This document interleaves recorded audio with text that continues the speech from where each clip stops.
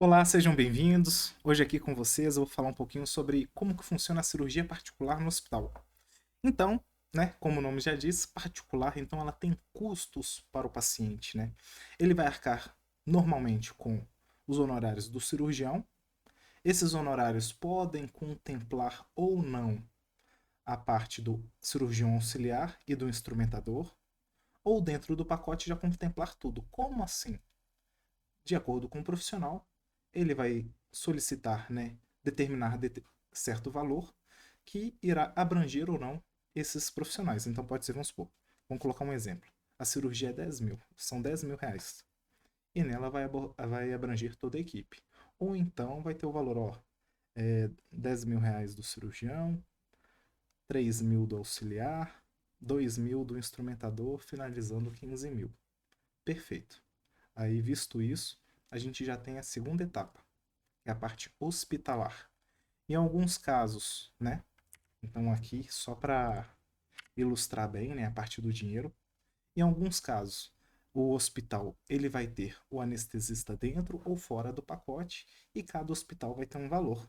E também esse valor ele vai variar com o tipo de cirurgia, com o tempo operatório e também eh, com o uso do material descartável, gaze, ácido hialurônico, suturas, né? Todos os materiais que forem utilizados durante as cirurgias, daí vai aumentando esse valor.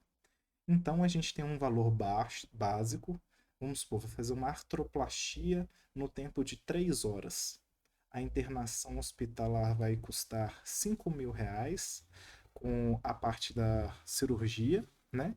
Com a parte do apartamento, mais os materiais descartáveis que forem utilizados durante o procedimento. Alguns casos o anestesista está dentro, o anestesista está por fora. Como que é a cobrança do anestesista? É por porcentagem ou então por pacote do hospital. Então, se é uma cirurgia de 2 horas, o anestesista vai ser cobrado X. Se for uma cirurgia de 4 horas, 5 horas, o valor do anestesista vai subir. Né? E também de acordo com a complexidade da cirurgia. Em outros casos, é feito de acordo com o valor da sua cirurgia. Então, se sua cirurgia foi cobrada no valor aí de 10 mil reais, uma certa porcentagem, de acordo com esse valor, vamos supor, entre 30% a 40%, deverá ser pago ao anestesista. Mas esse valor que o cirurgião te cobrou não contempla o valor do anestesista. Então é um valor à parte. Tá? Então tem um preço do cirurgião, tem um preço do hospital, tem um preço do anestesista. Né? Então é pelo menos isso. E como que funciona a solicitação da cirurgia? A partir do momento que você, né, buscou um cirurgião, vai fazer uma cirurgia particular, certamente, né, desde que não seja urgência, emergência, tem que fazer cirurgia às pressas, tem alguns exames pré-operatórios que solicitamos para verificar a sua saúde, verificar realmente a indicação da cirurgia e a partir daí a gente diagnosticar, né, verificar os laudos, verificar os exames, ver se está tudo bem indicado para que a gente possa, e o senhor também, o senhor, a senhora, né, quem estiver me assistindo, tenha boa saúde e a partir daí ir para a segunda etapa, que é a do agendamento da cirurgia. Como uma cirurgia particular, ela não tem todas as burocracias, né, e prazos que o convênio estabelece. Então a gente consegue fazer a cirurgia muito rápido. Vamos supor, hoje você falou assim: ah, não, eu vou fazer, eu posso pagar? Dependendo do hospital, amanhã a gente já consegue fazer a cirurgia. Lógico que não é um processo tão rápido, né? É só um exemplo. A gente vai enviar a documentação para o hospital, o hospital vai absorver aquela documentação, ele vai fazer os cálculos, né, no financeiro para determinar um valor básico daquele procedimento, para a gente repassar isso para o paciente. Então a gente agenda a cirurgia, o paciente normalmente ele já vai ter pago o cirurgião, né?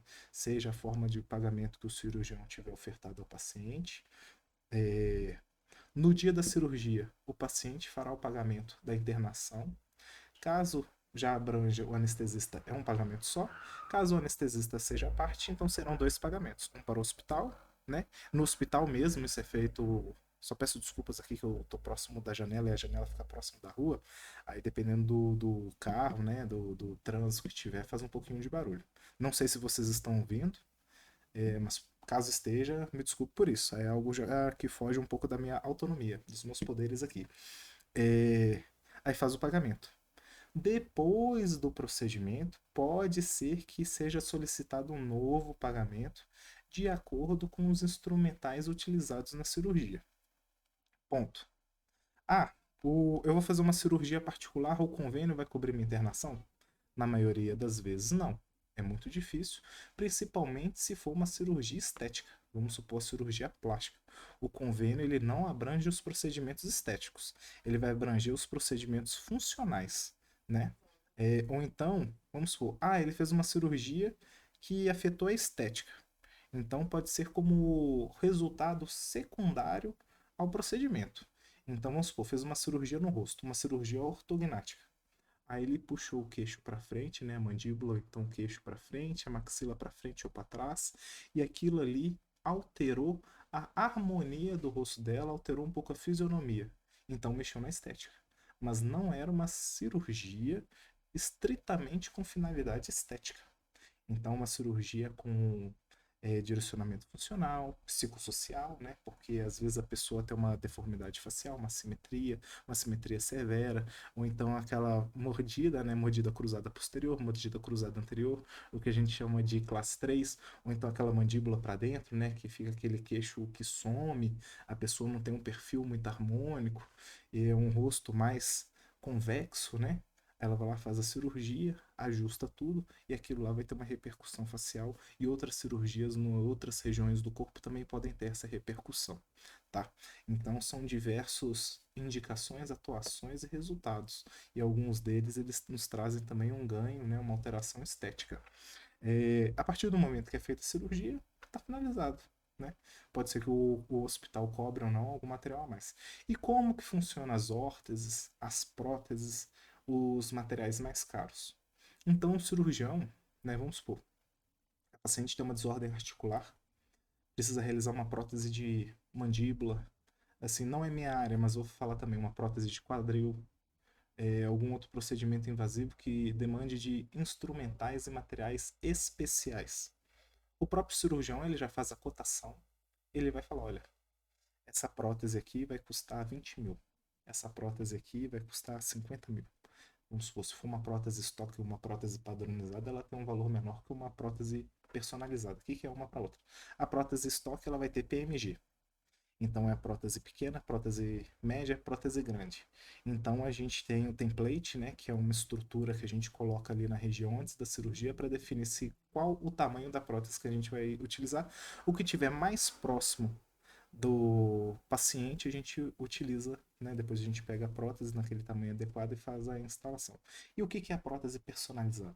A gente, através de tomografia ou então outros exames, a gente vai utilizar esse modelo, né, em formato que é DICOM, Digital Image. Agora eu vou te falar que me falhou. Mas se você escrever DICOM aí, DICOM, pode verificar. É Digital Imaging on Computed alguma coisa medicina. Tá? Então seria um formato digital para imagem de utilização médica, né, num contexto geral. Aí, através desse arquivo, a gente consegue fazer a formatação da prótese, né, em consonância com a sua estrutura, seja remanescente, seja estrutura íntegra. A gente consegue espelhar os dois lados para ver como é que estão, vamos supor, na mandíbula. Aqui falta um pedaço da mandíbula. A gente espelha o lado bom no lado ruim, digamos assim, ruim entre aspas, tá? E a partir do momento a gente constrói a prótese através desse espelhamento para que a gente tenha a capacidade, né, de chegar próximo, então até obter a simetria facial. Lógico que a simetria ela vai acometer diversas estruturas, né? Não é só a simetria óssea. Se o paciente tiver os tecidos moles assimétricos, então a gente não vai chegar na simetria nunca, mas pelo menos a parte óssea sim. Mas a parte estética vai ter alteração. É... Então é isso. Não tem muito mistério, então tem os valores do profissional. Caso tenham materiais especiais, tem os valores dos materiais especiais e os valores do hospital. Tem hospital que cobra o anestesista em conjunto, tem hospital que cobra os honorários do médico anestesista separado. Isso daí vai variar de cada um, né? é importante fazer uma pesquisa. A gente tem uma gama de hospitais. Caso você tenha um hospital de preferência, pode solicitar o seu cirurgião, falar, olha, eu quero fazer cirurgia no hospital tal. Isso daí vai depender de duas coisas, o profissional ter cadastro ou não no hospital. Se o profissional tiver cadastro no hospital, ele vai fazer o pedido de cirurgia e já encaminhar o pedido cirúrgico para o hospital. Se ele não tiver cadastro no hospital, pode acontecer também duas coisas. Ele solicitar o cadastro no hospital para a realização dessa cirurgia. Aí ele tem que solicitar, né, o cadastro no hospital. Não tem como fazer procedimento dentro dos hospitais sem ter um cadastro. E o hospital ele pode aprovar ou não, né? Então ele vai solicitar o cadastro.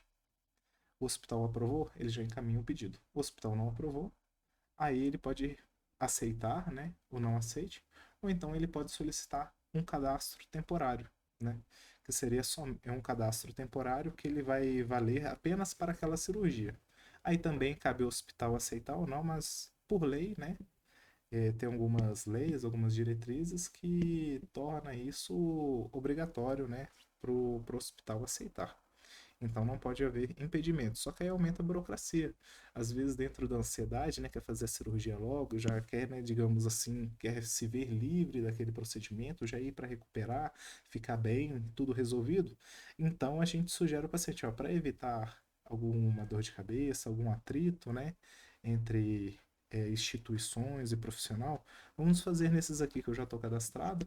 A gente tenta, se for da vontade, direcionar para os melhores hospitais, né? E tudo também vai haver dentro, vai haver é, o bolso do paciente, né?